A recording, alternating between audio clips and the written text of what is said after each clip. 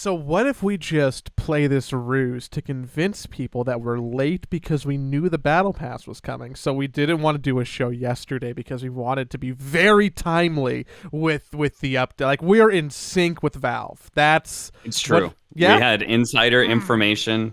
Gabe himself contacted me and he was like, "Hey man, what do you think we should do for the update?" And I said Aghanim's Labyrinth was really good, and he's like, "Dope. Look for it on December 14th." And so I told Joey that we should delay the podcast a day just for you guys to get the hottest, freshest info on the Dota scene. Exactly what happened. I can't believe that you two have that close of a relationship. It's I Me and envy Gabe are it. like this. We're like this all the time. I envy. You think he's off on an island by himself, literally, but he still makes time for you, and that is super cool. What didn't happen is I didn't fall asleep last night. And the DPC schedule isn't crazy. We knew the update was coming. I like when I woke up this morning. You know what the first thing I thought about was? Me? Thought about me? Actually, no. Okay, hold on. When I woke up this morning, do you know? Okay, so people might know this if they have any friends on Twitter who live in Los Angeles, but it rained a fuck ton today. And in Los Angeles, you have to let people know on the internet when there's rain or an earthquake. And a lot of rain. It's like it's a state law, basically. If you're under the age of 40, you have to go onto Facebook or Twitter or whatever social media you are, and you have to post something about rain or earthquakes. Absolutely.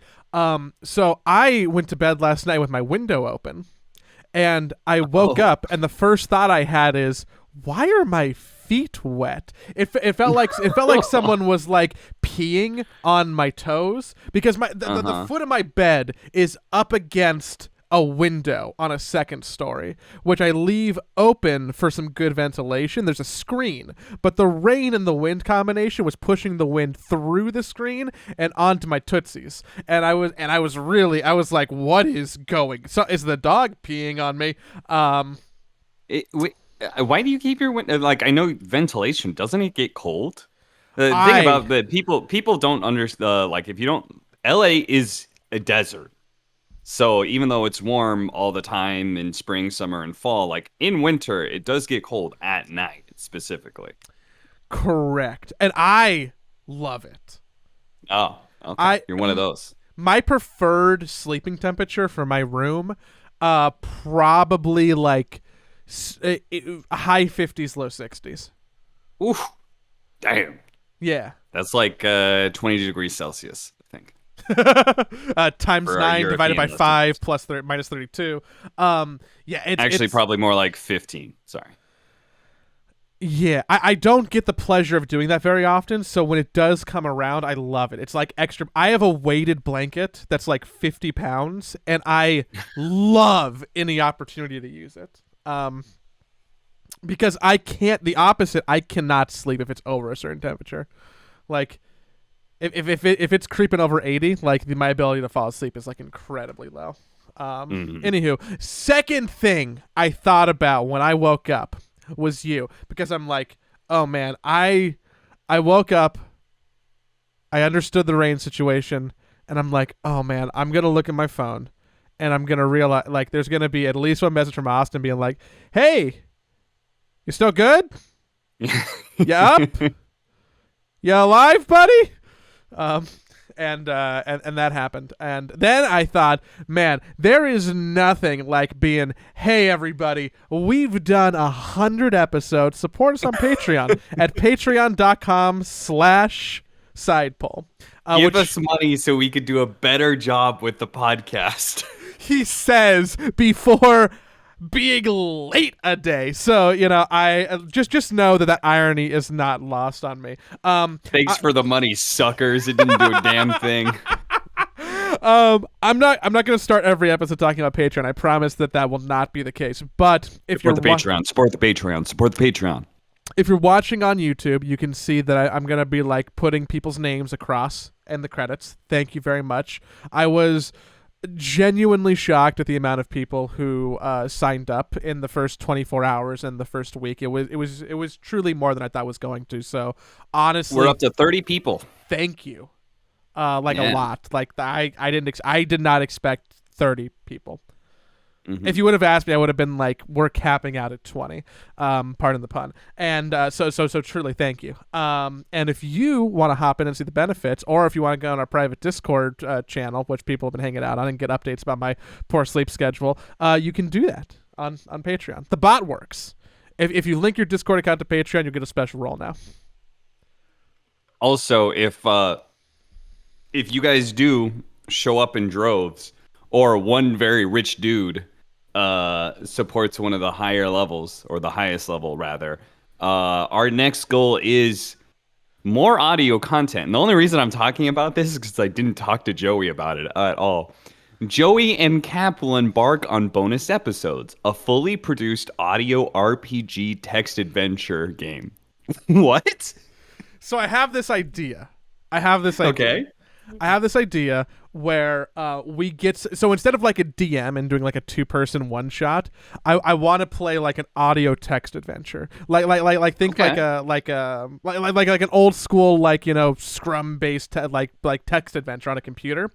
So it's like, you know, you are 2 cowboys out in the Old West trying to find the snake in your boot. I'm Woody Harrelson.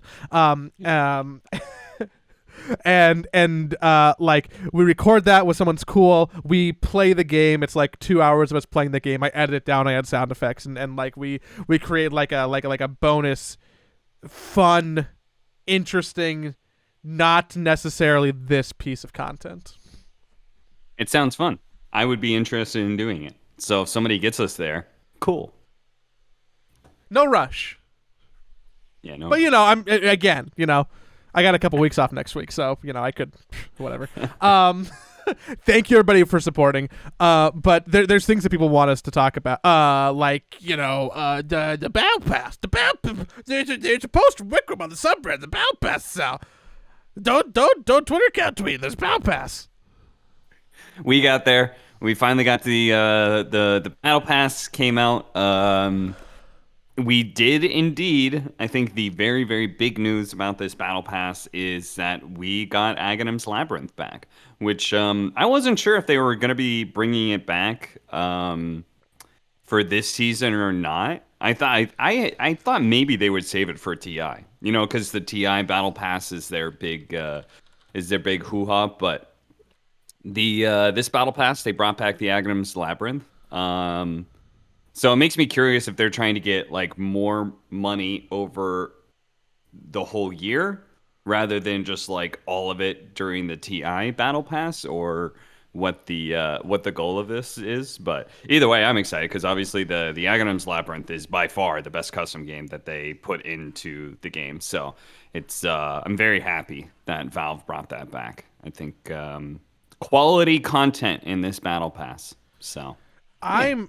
What year was the original? Was that 20? Was that TI 9? Was Aghanim's Labyrinth for TI 9? Maybe. So is that 20? I don't think we got anything during COVID, right? So yeah, it was probably, yeah. I guess it's been a while since we had Ag's Labyrinth. That sounds right to me, but I don't want to fact check myself. And then they got like a bunch of like Dota Plus features added into it as well. There's all like the normal stuff, cavern crawl, weekly quests, all that sort of jazz. Then they added some like Dota Plus, the assistant features or whatever. Just like some just generic information that you don't normally get. I think the most interesting one was average gold bounty counter. It can be hard to know where your most efficient farm is on the map, but now you have another tool to help you make your decisions. Hold Alt while looking at a lane or neutral creeps to get a readout of the average gold bounty for the last hitting of that type. You might also try and collect all of them, but even if you can't, you still know where to start. And I thought that was the most interesting and perhaps the most it's advantageous. Like, it's educational for sure, but it's you have a step up over the competition. I feel like most of this, like all this stuff, I have no complaints about all the other stuff that they have put in. Like timers and indicators and stuff like that, I feel like it's all kind of whatever. But this one I found interesting because this is not something that you will readily know. And this is something that I will actually find very useful and very, as you said, educational. So I think it's definitely a step up you have over your competition. I wouldn't say pay to win per se, but it's extra information that you're able to utilize. And it's actually information that I as a commentator and Dota player of 15 plus years now, would find valuable. So, yeah, I think that's interesting, cool. It could be cool to turn on during a cast, even. Like I can see a world where JJ or someone would pull that up and then like show for carries or mids or like anybody who is trying to do some farming. Like it could be like an interesting, just another point in the repertoire for you to talk about or him to show, right? So that's kind of exciting. Can I ask what might be a dumb battle pass question? Yeah, go for it. Does the money go anywhere?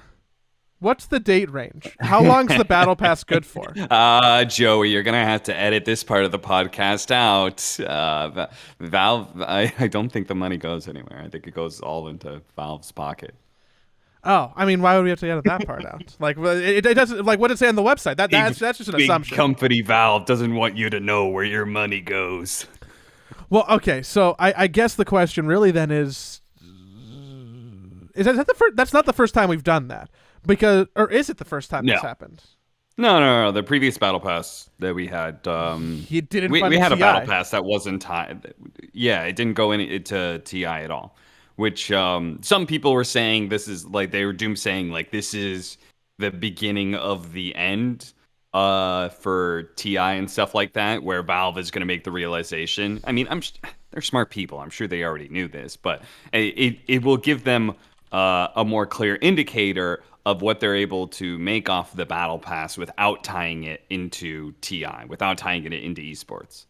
So they were definitely doomsaying this is the beginning of the end. Soon we're not going to have a battle pass for TI at all. I'm not sure if that's actually true. I think Valve takes at least some pride in TI and stuff like that. So I'm not convinced, but them doing regular battle passes is not terribly surprising after the last one. Do you think that's one? And I don't believe it. I don't believe it goes anywhere. I haven't seen anything about that. So obviously it doesn't go into the Dota leagues. Otherwise, Reddit would be howling at the moon with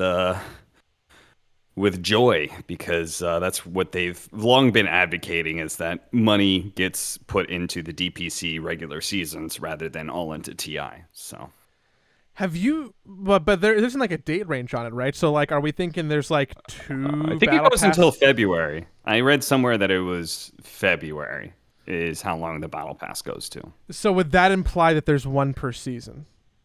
I think so. Yeah, because this one is a little bit longer. It's happening after the season has already started, but we have a Christmas break. So this is going to be a longer battle pass than I think the average ones are. If they're doing one per season, though, that is a lot of content. That's a lot of stuff that they're going to be putting out, because every single one of these battle passes has like a custom game. There's arcanas. There's other sets included in these chests. There's a bunch of emotes and all kinds of crazy stuff. So I wonder, maybe Valve just has like a treasure trove of content that they're kind of like ready to put out into the game, and so they're just gonna fill the game up with lots of stuff this year. But I could see 3 per year, because like it would probably be each DPC season, and DPC season 3 would feed into TI maybe. Like the last battle pass of the year is longer, maybe. Like it's the season 3 and TI battle pass, maybe. Yeah, could be. I could also see a world where this is just kind of like our winter event. Didn't they have that blog post a while ago that they were planning on doing like 2 events a year, basically?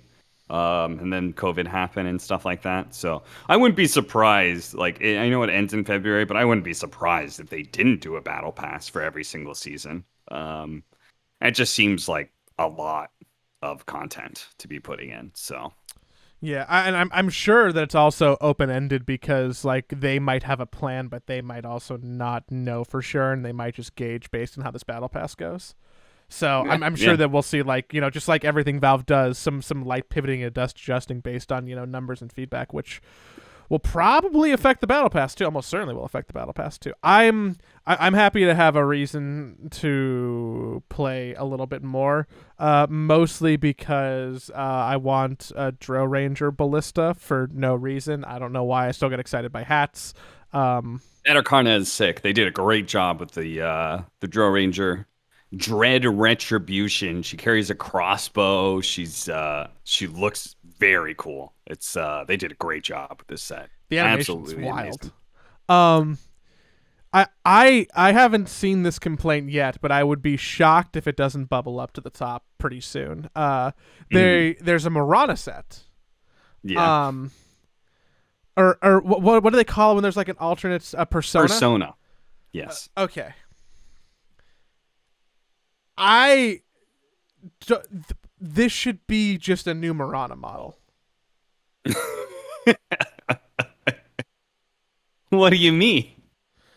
It doesn't Well, look. you're not happy with Valve paywalling their Marana skin update? That awful pixelated mess that is her face. Now there's a good version of it, but it's paywalled. I know that there's always, well, Joey, there's starving kids somewhere. Joey, there's an uglier model in Dota. Like Marana, like there's someone worse off than Marana. She's not at the bottom of the list, but if you had to like Sure. rank every Dota character like 1 to whatever, based on like model update needs, Marana's probably in the top 5. Marana's in my top 5. Yeah, alongside Morphling, right? Morphling is probably number 1 for most people, right? It's pretty silly. Yeah. I think that this might be just something that you push out, like, hey everybody, that main character in that show we do? Uh-huh. Main cornerstone of what's going on in Dragon Blood. We updated her to look a little more Dragon Bloody. Also, we fixed her old model. Great. But now that it's paywalled, like, and double paywalled, if you want like the alt, like, Knight Rider, Salamene, Princess of the Moon set, it feels a little icky. Yeah, yeah, it's funny. I mean, it's funny because it's been a meme that's been going around for a bit. Like, oh, this is what Valve's gonna do, and then they actually did do it. It's funny. I honestly like. I make that joke. I honestly, personally, do not give a shit. I don't care what Marana looks like. And if they want to make this persona. So people have to pay for it, whatever. I level 135. I can't imagine that's too deep into the battle pass. I feel like that's relatively easy to obtain. But yeah, I don't really care. But it is funny. It is funny, and I think the funniest part of it is that the I just put it into Discord. Have you seen the minimap icon for Marana Persona? No, hold on. I gotta look on my phone. It's kind of scary. It's a little terrifying to me. It's a little uncanny valley. I don't like it. It gives me the willies, honestly. What would be really wild? If I'm someone at Valve, or Valve, if you want to steal this idea from me, I don't think this is built in, but what would make this really over the top? Have like a really, really, really rare animation where that creepy ass Miranda face just winks at you. Oh no. It's alive. Have a second frame where it just goes. It's an audio podcast. You can't hear when I'm winking. What made it even better is I wasn't looking at you. I was too busy looking at the next item, which I think is freaking amazing. Personally, I think this is the best thing that they have put in. Arcana set wise for a long time. The Hoodwink prestige thing, the Tomokon Incarnate, which it looks like this is, if I'm not wrong, this is something that is based around Japanese culture, and she looks so cool. I think they did such a nice looking skin for Hoodwink, who doesn't have any cosmetics, or at least very little. Not actually sure. a lot of the new heroes only have one set or no set, so this one for Hoodwink is super nice. I'm pulling it up right now. I actually think I skipped over that. I Yeah, actually think she's got I did skip over that. Yeah, the that's pink pretty. blossoms. Yeah. That's pretty cool. And then we had a bunch of Immortals, which honestly I haven't really. I vaguely looked at them, but I'll look at them more, I suppose, when I'm opening the actual chests. That's always more exciting when you have The a hero. coolest, Immortals are exciting when it's like, fuck, there's a Chaos Knight thing, right? Or like, oh man, I love. yeah. Yeah.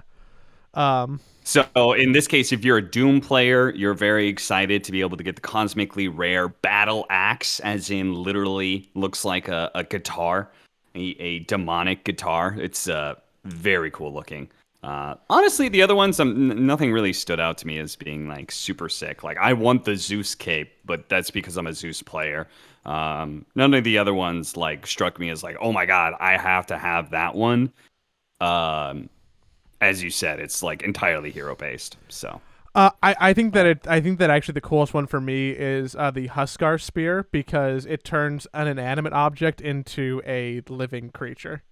Like his yeah. spear is now like some kind of amorphous demonic thing. Okay, can I'm not sure if we talked about this before, but are you a fan of the very rare cosmetic of just turning the thing gold? I I don't actually hate that. I don't think we have talked about it, and I hate that. I'm kind of lukewarm on it. I don't hate it. I don't hate it because I have some in my own inventory that I think are kind of cool. Example, the Luna golden lucent beams that change your beams gold. Okay. I like that cosmetic. Most do you not like it because you feel like it's a lazy way to like improve the quality of something, or do you think like it looks cheap or like I think it does look cheap. I think it looks like gaudy, basically. You just plaster gold over something. Like cosmetically, looking at it, I would much rather have the original Huskar, which is a dragon thing that has scales and varying colors to it, and you can see the details of everything. When you plaster over it with gold, a lot of those details and intricate parts of it are just kind of lost. And I feel that way for about 70%. There are some that look really cool gold. Like, for example, I think the Zeus one, a gold version of that actually looks quite nice because it's just a subtle change. But for like 70% of them, you just kind of like change the whole freaking thing to be gold. And I think it just, I've always hated it, honestly. It makes me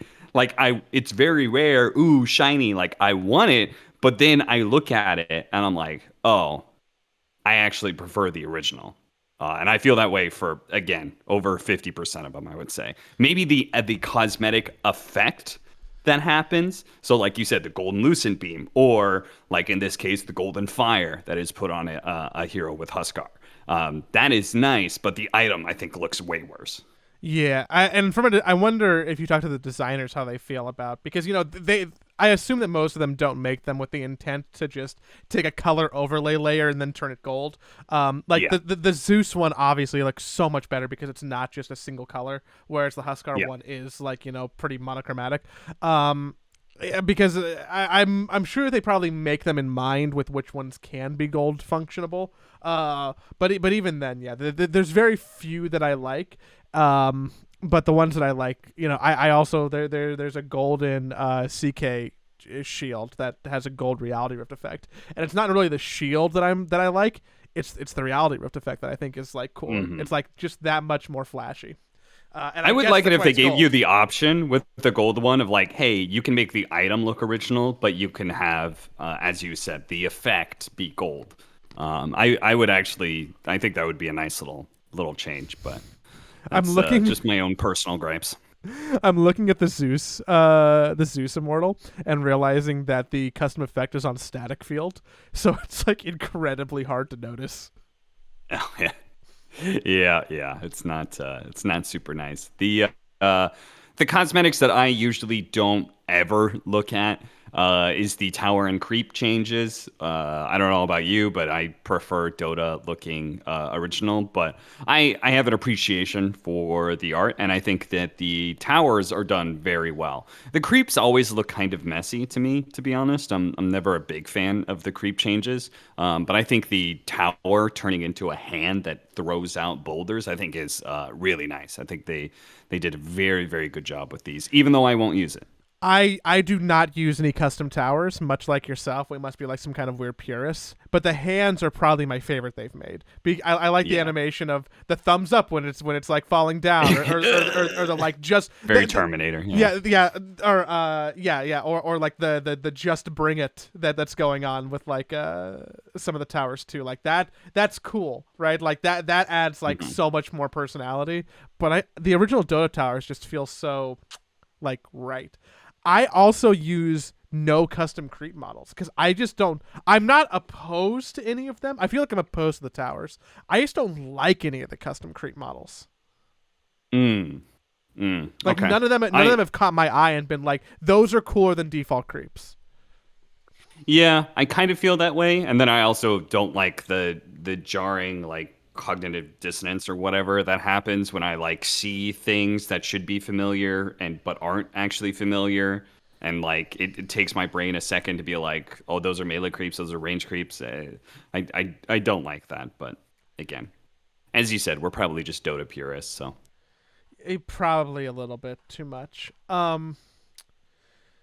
I failed to bring this up a minute ago when we were talking about the prize, like any prize pool or like battle pass contributions and where they go towards. Do you know what Valorant did for champions, which is like their world finals, their international? No, what they do?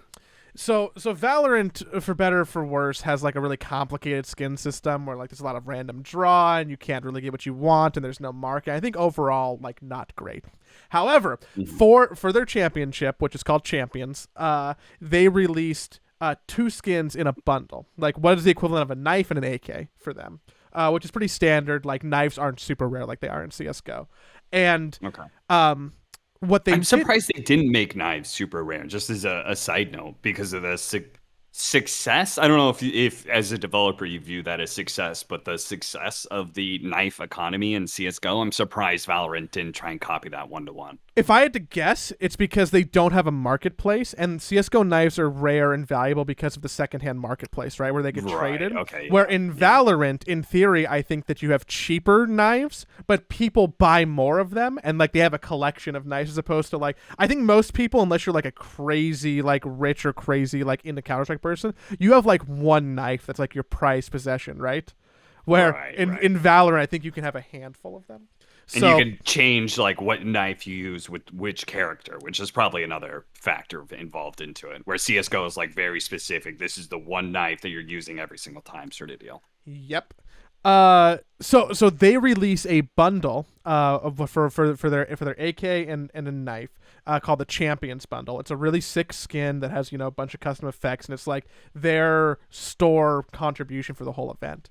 And the gimmick with it, aside from being really cool, is that half of the half of the proceeds from from the bundle get split evenly among every team that is at the event.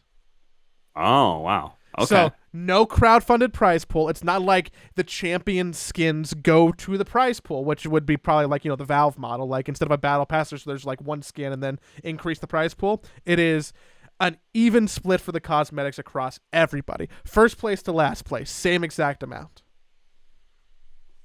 Wow. Thinking about that in the Dota aspect, because they raise so much money, it would mean everybody is a millionaire at TI. Not a millionaire, but like every team would make a mil, right? Minimum. I think in that sort of situation. Yeah, because what I mean, okay, keep the point you're doing. I'm gonna pull some numbers. Yeah, I mean, so ultimately Valve puts in what at the start they put in like 1.6 mil. Is that what it is?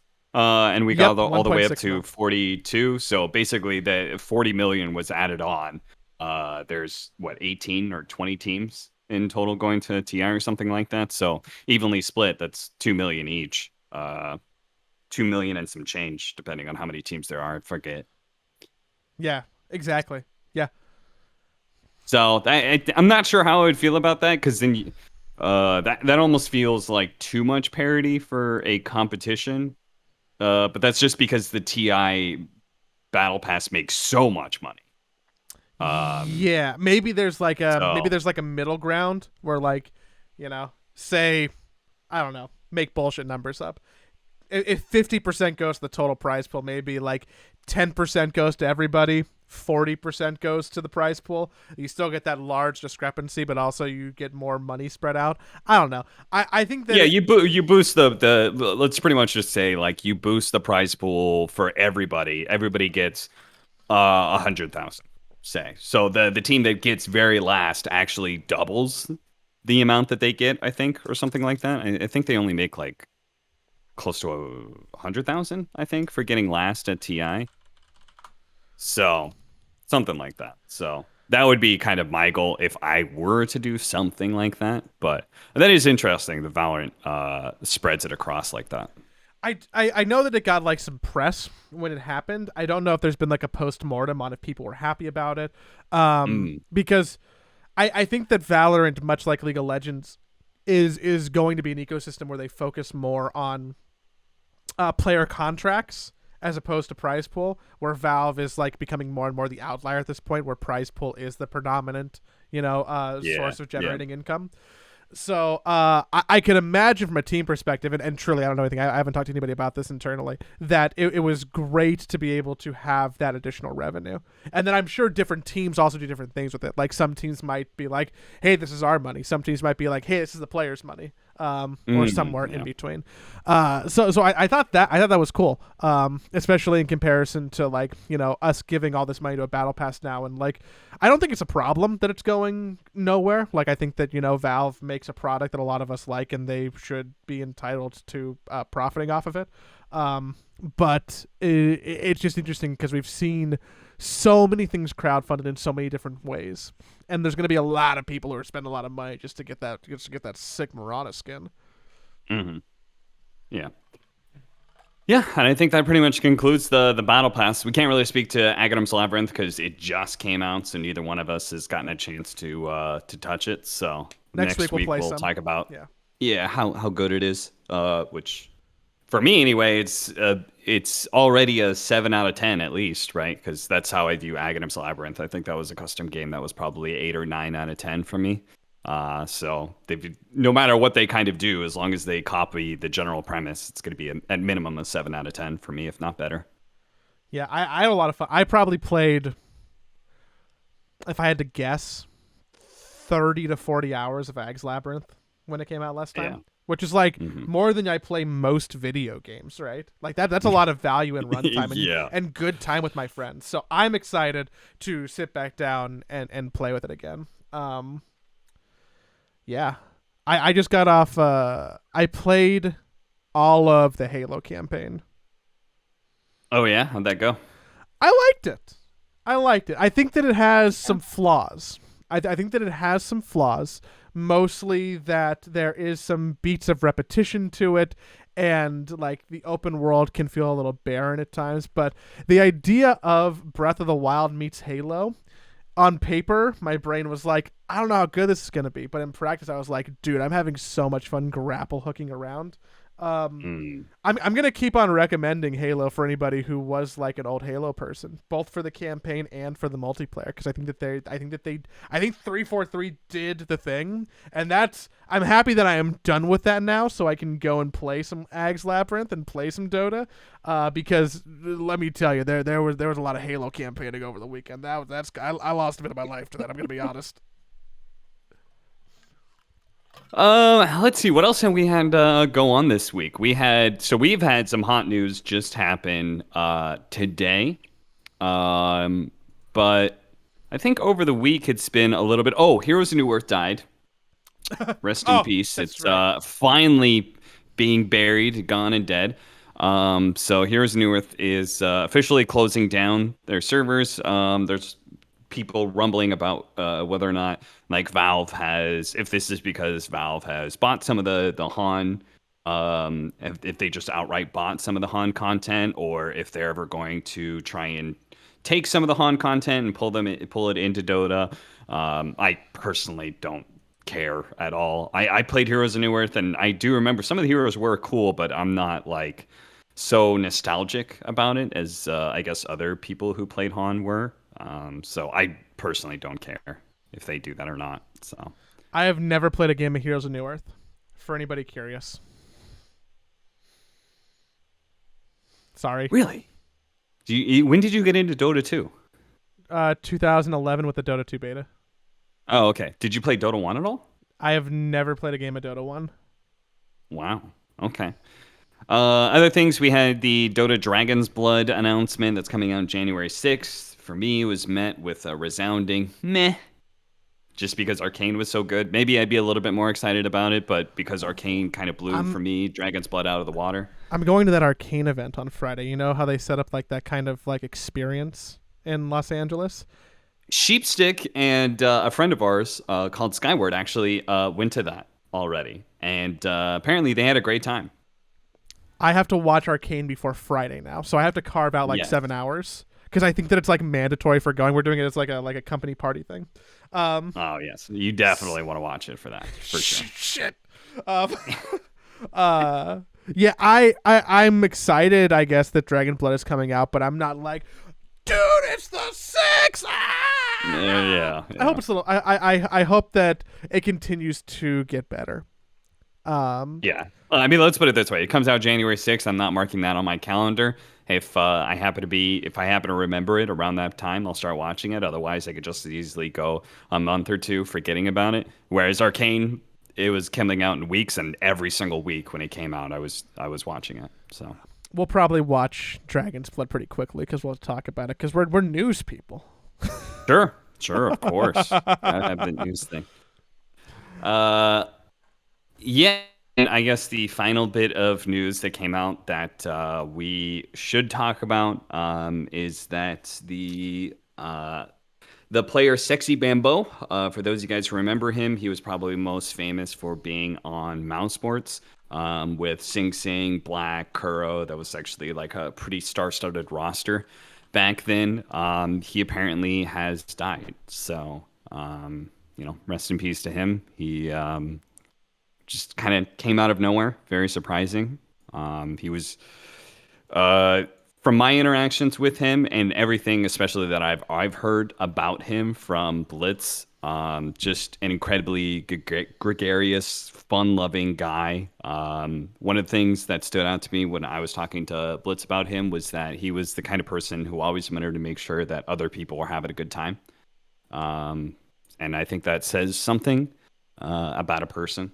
You know, if they like people who have fun and are like party loving guys and stuff like that, I think it's a lot more of a nice characteristic when they are that person, but they also go out of their way to try and make other people have a good time as well. I think that says something about being a rather kind soul. So. Big loss for the Dota community because obviously he was a streamer as well for a while. He stopped streaming for a bit. And just an all-around a big loss for the Dota community. He was on the Zephyr roster with Purge and Blitz that won the Nexon League. Yes, he was. That was how Purge and I think Blitz, I know, was pretty close to him during that period of time. Yeah, very sad. There was a couple of pretty good eulogies, and I know Shiver also gave one on broadcast too, which is something that is so incredibly hard to do.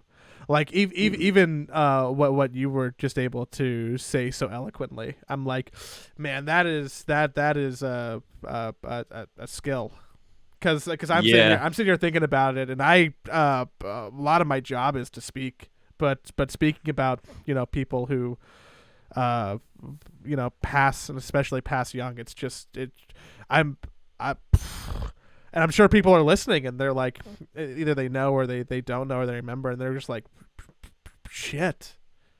Yeah, it's a hard swerve for a podcast that's usually about poop and farts. So But I also think that's rather fitting because, as far as I know from Bambo, he would have found that stuff funny. So Good.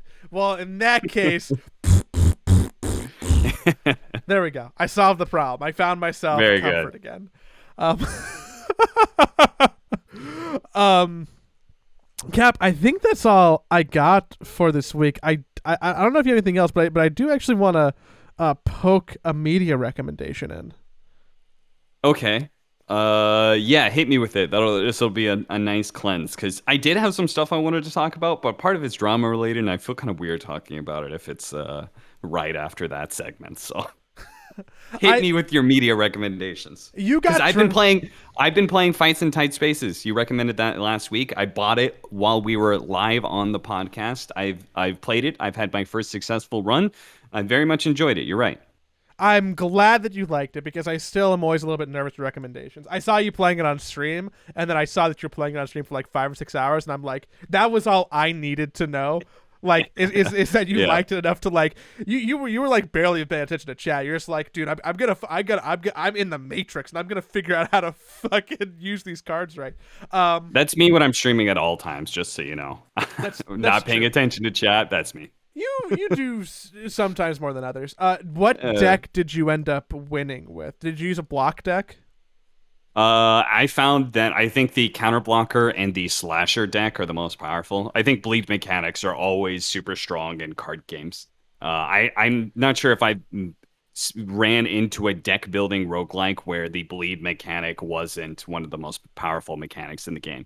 It's bleed mechanic, by the way, is like the same as like poison mechanics for like Slay the Spire purposes. Slay the Spire and Slay the Spire's poison and bleed. They usually work the same way. It's in their stacking damage that occurs every turn. So, yeah, I got my first successful run just with the basic deck, and then I've been playing around. I want to get another win with like a blocking, counterattacking bleed deck.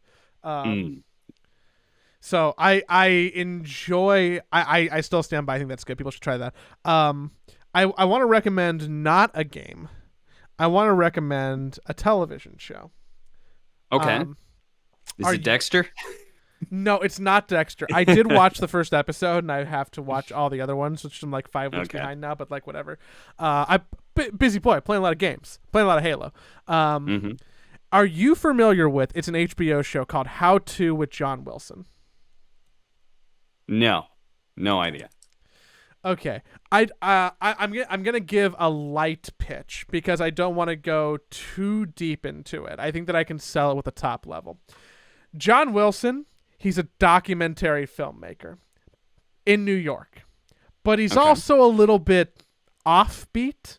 This man has basically filmed his entire life. He takes his camera everywhere. He's a little bit socially awkward. He just films random shit on the street, gets into hijinks with his camera. He's like a vlogging journalist with no real purpose. And this person has years of archives of tape of just shit. And the show is executive produced by the guy who did Nathan For You. And it has a similar like man on the street educational documentary vibe. And it is... Was Nathan For You good? I have not seen that either. I didn't really like Nathan For You, but this feels different to me because this feels like art. And like, I know that's like mildly pretentious to say, but like this feels like someone who has a really good YouTube channel that is like viral, but instead of a YouTube channel, it's on TV. I think that John Wilson makes art. And it is funny and real and offbeat and like artsy. But not like in like a foo-foo high fidelity way, in like a this is really smart. I I was introduced to the show. I didn't know about it until this weekend. I had a friend who told me I had to watch it, and now after watching it, I feel like I need to preach the gospel because people. It's very under the radar, but I think a lot of people would really like it. So I started watching the trailer for this, and one of the first shots that we see is just showing like weird stuff that happens in New York. And one of the first shots that he sees is some reporter working for a website called Cheddar.com. Is clearly getting ready to film, and he's obviously drunk out of his mind. Holy shit! He's just standing there, getting ready to actually go live. Oh, that's fucking wonderful. Love to see that. So you can watch the show just like from season 1, episode 1, and then like season 2 is currently airing right now. I think there's 3 episodes in, or if you want to bounce around, there's not a story you can pick up any one. I think that season 2, episode 2, which is about how to taste wine, is exceptional. It might be one of my favorite 30 minutes that I've watched this year. Wow. Okay. All right. Yeah, I'll check it out potentially. I don't know if I have HBO. I will find a way for you to watch it. Okay. Sounds good.